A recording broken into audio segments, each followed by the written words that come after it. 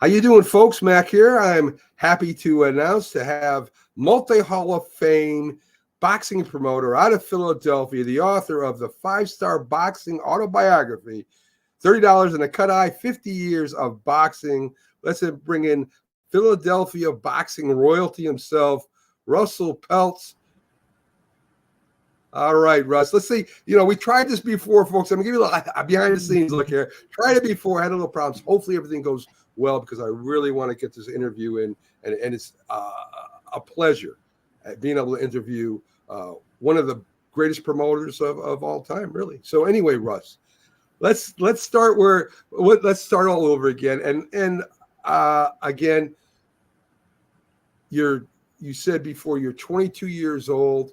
You love boxing, and you decided to promote, and you promoted a fight at a smaller venue in Philadelphia. What was the name of that place, Russ? The Blue Horizon, now known as the legendary Blue Horizon. Well, there you go, the Blue Horizon. And your first fight, from what I read, that you promoted was Benny Brisco versus Tito Marshall. I hope I'm right with that. And this being your first fight, how did it feel just before you promoted the fight? I mean, anxious, nervous, and how did it feel after the fight was over? Well, you're always nervous before the fight, but boxing there hadn't been a fight in Philadelphia since the middle of May. This was September 30th. I was getting a lot of publicity because I was 22 years old and only out of college 1 year. And but it was a rematch of a fight that Brisco had lost to Tito Marshall 4 years earlier. So everything just fell into line. And, it's still the official record for the most people ever to watch a fight at the Blue Horizon, 1606. But, we can talk about it. Numbers are crazy. Believe me, we've had more people in there than that. The seating capacity was 1346. And I made around, this is 1969. I made around $1,300 or $1,400 that night, which was a lot of money. Ticket prices were $3 and $5. That's awesome. Now I know Benny Brisco was promoted by you for years. What kind of fighter or boxer was Benny Brisco, Russell? He was not a boxer. He came to fight. He enjoyed fighting. He didn't take a backward step. He didn't fear anybody. There was never a question, I don't want to fight this guy. I don't want to fight that guy. That never entered into it. And it was a pleasure. And I was spoiled from the beginning because his trainer at the time, Quenzo McCall, when, a few years later, Quenzo said, he said, everybody isn't going to be like Benny Brisco. He said, just remember that. He said, you're going to have a lot of problems down the road. And he was not wrong. So Benny Brisco and you guys kind of teamed up. You promoted him quite a bit. Let me give you two more names that interested me. One because of the name, and the other one because I know how great a fighter he was. Eugene Cyclone Hart, Russell. Was there anything unique about him, or was he just a hard-nosed fighter, or what made him different than some of the other fighters? Well, not to be blasphemous and put down Joe Frazier, but Cyclone Hart had the best left hook I ever saw. Wow. Better than Joe Frazier's. Quick, hard, damaging. And that first season, now the seasons back then were September through May, because unless you had a monster fight, you couldn't run in the summer. You needed an air-conditioned arena. So I ran 15 shows in 7.5 months, and Hart fought on 10 of them and knocked out everybody he fought. Wow. So that's a lot of publicity and a lot of knockouts. He knocked out his first 19 opponents, and the 19th being Kitten Hayward, which sold out the 7,000-seat arena in West Philly. So, Philly loves a puncher. Everybody loves a puncher. And here's a guy who was knocking guys out picturesquely with that left hook. And me, I'm my favorite. my favorite fighter of all time is Joe Frazier. So I gotta watch this guy. I've got to get a YouTube film or something and check this guy out, because Joe Frazier was my childhood, first really fighter I saw fight against. It was number one against Muhammad Ali, the fight of the century, and I fell in love with Joe Frazier after that fight. So I gotta watch this guy. I gotta check out Eugene and see how he fought. The second one, Mathew Sahd Muhamad, Russell. Quite the fighter. All action. Some of the greatest comeback fights. The greatest fight I ever saw in person, as I've said many times, I'm proud to have promoted, which was his first fight with Marvin Johnson at the Spectrum in 1977. The rematch 2 years later was great, shorter, but this was just like back and forth until Mathew knocked him out in the 12th round, the 12th and last round for the NABF title. There's certain guys, when the name goes up on the marquee, you're going to see a good fight. And yeah. Mathew was one of them, as was Hart, as was Brisco. I was lucky. I was spoiled. There were a lot of good fighters in Philly in those days, and they weren't babies like today's fighters. They didn't care who they fought. Yes. We always seem to get in that discussion. Me and Jack Hirsch, Frank Laterzo, and other boxing people that love boxing. The way it was then. You just fought, and you fought as much as you could, and it was not fight once every year or every 2 years or fight twice every year. It was this was your livelihood. This is what you did. And they weren't as worried about records as much as fighting the best fights they could. And it seemed like it back in those days, Russell, that's the way boxing was. And that's why I liked, starting watching boxing in the 70s, where, Muhammad Ali wasn't worried about being undefeated. He was worried about beating the next best guy. And that's what I enjoy about boxing the most. And it seems that it's not that way anymore. No, guys just wanted to fight. Now they want to fight certain guys. Back then they didn't care. Can you get me a fight, Russell? I don't care. I just need a fight. Right. So I want to get a couple thoughts on, before we talk about you moving to the Philly Spectrum, a couple thoughts on a couple, or at least one heavyweight fighter that was coming up then, and not that, 70s, 80s maybe, Tim Witherspoon. East side of Philadelphia, of course.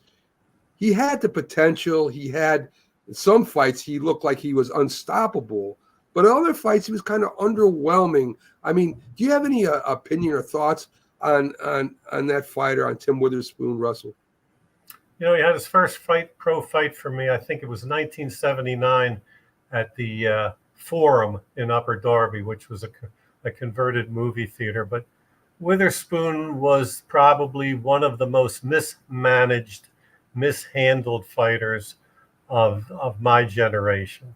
If he had the mindset then that he has today, he is a wonderful guy today. Wonderful, entertaining, fun to be around. Back then, he was surly. He was. You couldn't talk to him. Don King had him like in a trance. He was taken advantage of, and he had all the talent in the world. But and a lot of people think he beat Larry Holmes the first time when they fought. Yeah, and they do. Then he had some questionable fights, like the one where, in my opinion, he sat down against Bone Crusher Smith in the Garden because Jose Torres, who was the commissioner in New York at the time, did anything Don King told him, and he didn't want to fight another Don King fighter who was a last-minute sub.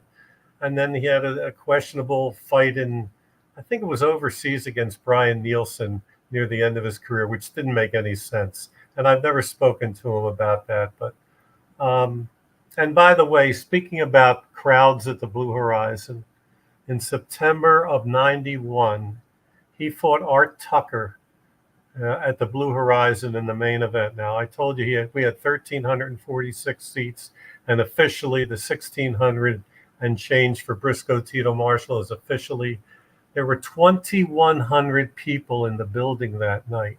Wow. It's the largest crowd, but you won't read it in the record books because we only recorded 1,385 paid because we didn't want to get in trouble with the fire marshal. But you know those comments where you say it was so packed you couldn't move? You couldn't move. I went upstairs to try and get up to ringside, and me, the promoter, I couldn't get there. You couldn't move in the Blue Horizon. Wow. If we'd had a problem that night, I'd have been out of business. Wow, that's awesome. So you go from the Blue Horizon, you take over the Philly Spectrum. At the time, you were it was the director of boxing there. Russ, am I saying it right? You were the director of boxing for the matches right, there? But first I went to the arena in West Philly, which sat 7,000. I spent 1972 at the arena because the fighters I was developing at the Blue Horizon outgrew the building. So so I went to the arena, and we had a good year, but it dwindled a bit at the end. And then I got a call from the Spectrum because Monday nights were empty nights there, and it cost money just to have the building sitting there. So they'd rather have something in there than nothing. So it was originally called Monday Night Fights at the Spectrum, and we ran, I think, 15 or 16 shows in 1973. And we weren't doing bad until the fall, when Monday Night Football came on, and that really hurt us. Not that the fights that I made that fall were that great, but we hit a low spot from September through December, and the program was in trouble.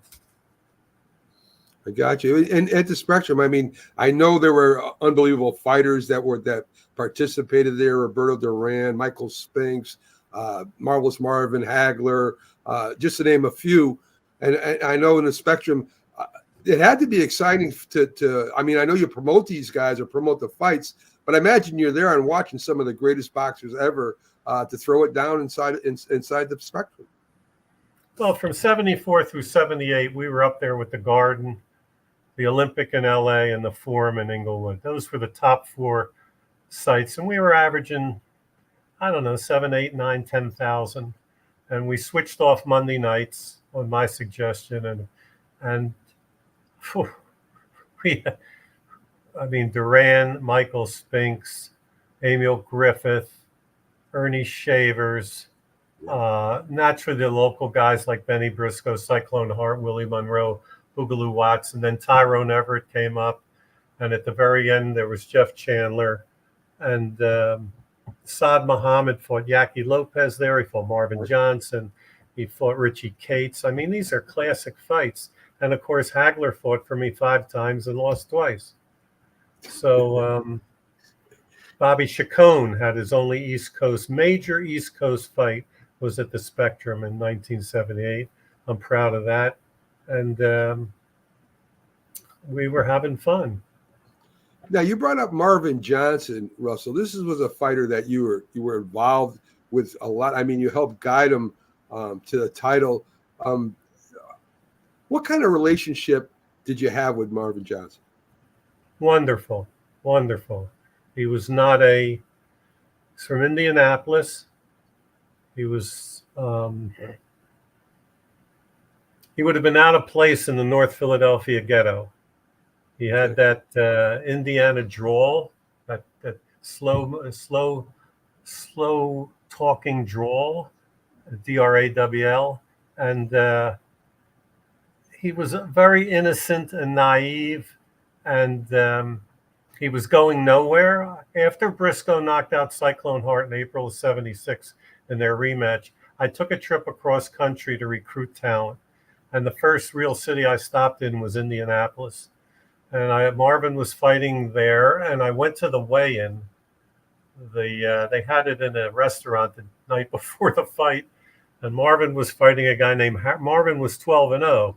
He was fighting a guy named Harold Carter, who was maybe he had 15 wins and 20 losses, and Harold Carter came in like 5 pounds overweight.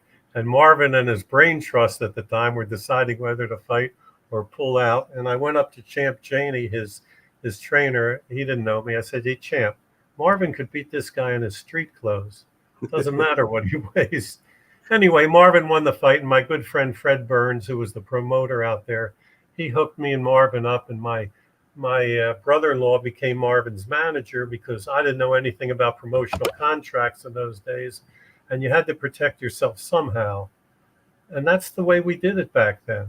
You had to have somebody in as the manager that you knew would never screw you. Yeah. And so Arnold Weiss became his manager, and I promoted the rest of his career. And it was another guy. He wins the title in Italy, and he could fight anybody in his first defense, and he wants to fight Sahd Muhamad again. I mean, this is the mindset. Yes. Know? And I asked him when I was writing the book, he said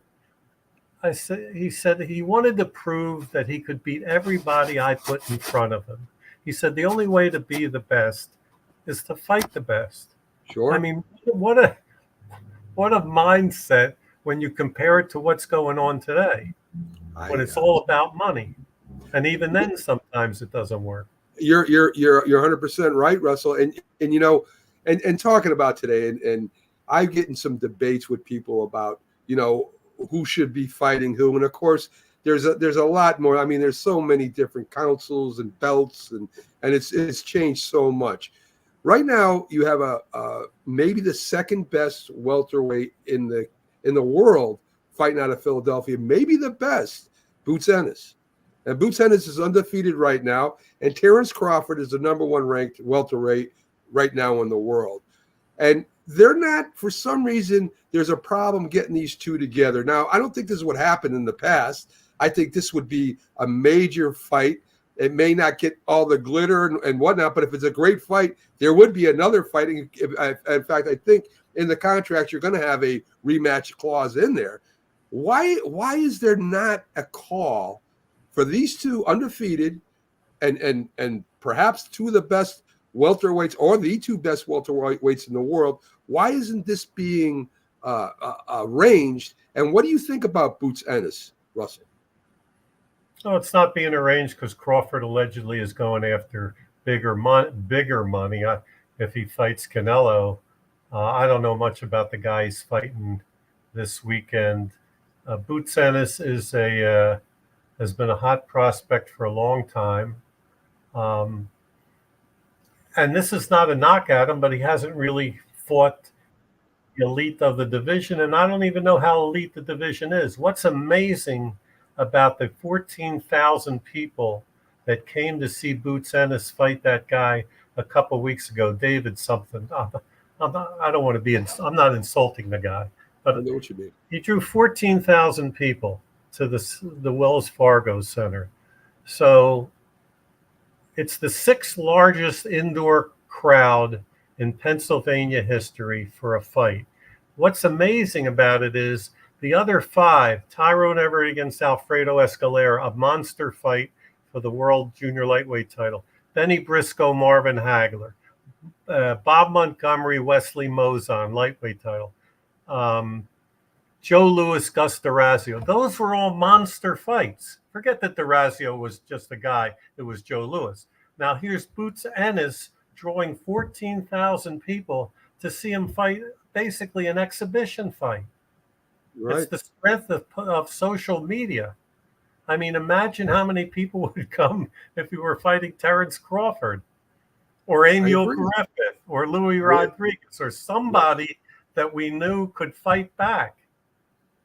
Do you think, Russ, it's because they don't want to fight Boots Ennis? Is it the problem that Boots Ennis, is it his manager? Is it or is it that the other fighters just don't want a part of it? It's the fact that we have four sanctioning bodies. They all have their things. The IBF just stripped Usyk. I mean, it's so out of control. And I've said this 1,000 times. At the end of the baseball season coming up in October, let's just say there's no playoffs. And every division winner walks around saying, I'm the champ. That's what boxing is. Yes. And there might There are people in our business who know what's going on, but the average guy who goes to a New York Giants game or a Boston Bruins hockey game or a Cleveland Indians, they don't know who the heavyweight champion of the world is. And yet when I was going to football games in the 60s, everybody knew it was Sonny Liston or Floyd Patterson. I mean, the boxing community has shrunk, if that's the right word, shrank, whatever, so much that it's our world is just, collapsing. So And I got Russell. I got all your awards rolling across the bottom here. All the different Hall of Fames that you were inducted to. I guess I'm just guessing, and maybe a little precocious of me. I guess the International Boxing Hall of Fame would be the highlight of that, of all the different Hall of Fames you were in. Not putting any other Hall of Fame down. I'm just talking about as far as it's standing. that and maybe the Philadelphia Sports Hall of Fame, because Philadelphia is such a fanatical sports city. To be in the Hall of Fame from Philadelphia, which encompasses all sports, not just boxing, was quite the honor. Unfortunately, the year I was inducted was COVID, so we couldn't have a banquet, which was a bit of a bummer, but that's okay. And yeah, those, I would guess those are two. The Lou Klein Awards at Temple for for journalism, because it's a cerebral award, So Yes. I listen. Every Hall of Fame. I went to a couple years ago. I was in Fort Myers, and Steve Canton had the announcement, not the banquet, but the announcement for the Florida Boxing Hall of Fame. Okay, and most of the people who were going to be inducted 5 months later showed up, and some of them broke down crying because they were so emotional and so happy to be honored for the Florida Boxing Hall of Fame. And I remember a few years ago, somebody who was getting inducted in the Pennsylvania Boxing Hall of Fame said, "Oh, with 10 cents, you could buy a cup of coffee." I said, "You can't talk like that. You can't think like that. There's people that this is so important to them." So they were all wonderful honors, really. And you know what? When the West Coast Boxing Hall of Fame gave me the award last year for Book of the Year, that was really wonderful. And I went out there, and Rick Farris runs a great organization, and it was just a wonderful time and a wonderful honor, really. Well, now let's talk about your book. And I was going to bring up the West Coast and I was going to segue that in there, but you just did it for me. So here's Russell Peltz book, $30 a cut eye, 50 years of boxing. And Russell, you got to use your achievement award from Temple to write the book, right? So I mean, here you go. You get to use it. You get to use it, and I mean, it's 5-star reviewed. You can get it anywhere. Amazon. I was looking through where you could get this book at, people. So you can get it anywhere. Anywhere there's a bookstore, any major bookstores anyway carries this in stock. Listen,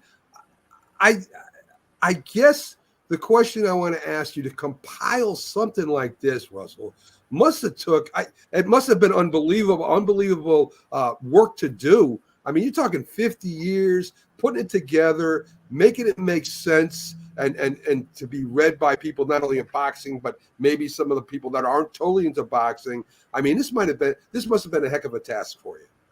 Well, I was only able to write it because of COVID. And when I knew we weren't going to promote anymore, it was in March of, we'd had my 50th anniversary show the previous October. Otherwise, I wouldn't have had time to do it. But, I have a very good memory, number one, for facts and figures. Number two, I have file cabinets in my office building, and there's an individual file in there for every single fight card I ever promoted. The program, the lineup, the photos, the tickets, the profit and loss statements, every contract ever signed. the people who bought tickets, where they, I mean, the phone bills. I'm a collector, and so I had all that access, and I've got scrapbooks that, in the old days when we cut the stories out of the newspapers and boxing got a lot of publicity, and I've got scrapbooks going back to 1969. So it was just a labor of love. But the reason I wrote the book was, well, people have been bugging me, but you get so tired of reading things on social media that are so untrue. Like, for years, people were saying Hagler got robbed twice in Philly. Well, he didn't get robbed twice in Philly. He got robbed the first time with Boogaloo Watts. But the second time, he got beat bad by Willie Monroe, and he admitted it in the paper. So you get tired of reading all the lies and the misconceptions on social media. So now I know that there is a half a century history of Philly from 69 to 2019 that is the absolute truth. And if people don't want to believe it, the money made on fights, the money lost on fights, how fights were made, things I did that I'm proud of, and things I did that I'm not proud of, like I stiffed Tommy Hearns out of $1,000 years ago. And when I was writing the book, I had an attack of guilt, and I sent him $1,000. Wow, that's awesome. That's awesome. Did he thank you for it? I wonder what happened. He said Jackie Cowan set up the call, and he said, $1,000 in 1979 is worth a lot more now. I said, but 1979 you would have had to cut in Emmanuel Stewart and the cut man and this and that. Now you're getting the whole 1,000 yourself. Yeah, we had fun with it. Awesome. That's awesome. That's awesome. So, what do you? I mean, boxing fans I know are going to read this. The diehard boxing fans I know are going to read this, Russ. How about the novice, the people out there that are interested in boxing but really don't know about it, like you or some of the other people I know? What do you expect for them to get out of it, Russ? I think it should be a primer for anybody who wants to know anything about boxing, because it's all about the business of boxing. And I think that every manager, every promoter, every booking agent, every trainer should read the book. We're closing in. I hope by next year we'll have sold 2,000, which is very good for a self-published boxing book. I don't have any big organization behind me promoting it or anything like that. It's basically available either from me or for Amazon. It's just a how to, it's what to expect if you get into the business. At least at the time when an independent promoter could make a living in boxing. That's not true today. An independent promoter cannot.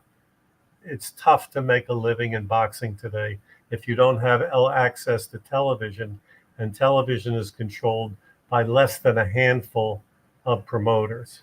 Sure. So if I have a fighter today who wins 20 in a row and he wants to get on television, if I'm his promoter, I got to turn over half his contract to Eddie Hearn, Golden Boy, or Bob Arum. Yes. How else? Russell, you can't get me on television. And he's right. Sure. Yeah, it's true. Now and then Dimitri Salita has some fights on TV, but Yeah, I mean, Russ, I know one other promoter that's very small scale, Joe DeGuardia, out of Star Boxer Promotions, and he has to team up with the other big promoters to get his fights and to get them on TV. So I know exactly what you're talking about. So, but you're from a different generation. You had your success. You have a great book, and people. Russell, can you tell them? I mean, we know it goes through Amazon. What other ways can they get the book, Russ? I would say just Amazon and through me. Okay. Go to my website, peltzboxing.com. I've had trouble getting it into the bookstores like Barnes and Noble. And you know what? If Amazon sells a book for me, I get like $7.50. Okay. If Barnes and Noble sells a book, I get like $2.80.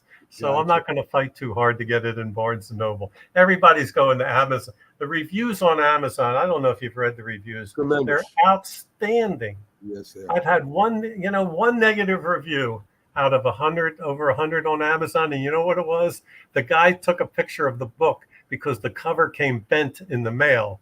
So he only gave it 2 stars. That really shouldn't count. It was so. That's the only negative review. I believe it. I thought maybe Don King sent you a bad review. I'm not sure. Anyway, Russ, listen, folks, check this book out. It's great. Russ, repeat your website again slowly. Peltzboxing.com. Peltzboxing.com, or of course at Amazon. And Russ, I want to thank you for coming in. It's always been a pleasure talking to you. Finally really got to interview you, talk to you a little bit about the Philadelphia boxing at one time was tremendous, and hopefully it makes a little bit of a comeback. Maybe Boots and a couple of people can get together. I know there's a couple of young fighters out there that are interesting. Hopefully it comes back to somewhat what it was before. And again, pleasure having you on, Russell. Thanks a lot for stopping in. Of course, when we have a boxing show or something, we'll reach out to you in the future about something like that. Sure. Say hello to Jack for me. It's always a pleasure, Mac. I definitely will. And Frank Latour.